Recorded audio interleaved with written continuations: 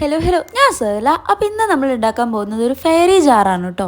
അപ്പോൾ ഇത് കേട്ടപ്പോൾ തന്നെ നിങ്ങൾ വിചാരിക്കുന്നുണ്ടാവും അതെന്താ അങ്ങനെ ഒരു സാധനമെന്ന്. കുറച്ച് വെറൈറ്റിയാണ് കേട്ടോ. കാരണം ഈ ഫെയറീസിനൊക്കെ അവരുടേതായിട്ടുള്ള ലെറ്ററും ഫോണ്ടും ഇതെല്ലാം ഉണ്ടെന്ന് ഇപ്പോഴാണ് ഞാൻ അറിയുന്നത്. അപ്പോൾ അവരുടെ ആ ഒരു ഫെയറി കോഡ് യൂസ് ചെയ്തിട്ട് നമ്മളിന്നൊരു ഫെയറി ജാറാണ് കേട്ടോ ചെയ്യുന്നത്. അപ്പോൾ അതിലെ മെസ്സേജ് എല്ലാം നമ്മൾ റൈറ്റ് ഡൗൺ ചെയ്തിട്ട് ഇങ്ങനെ ജാറിലിട്ട് വെക്കുകയാണ് ചെയ്യുന്നത്.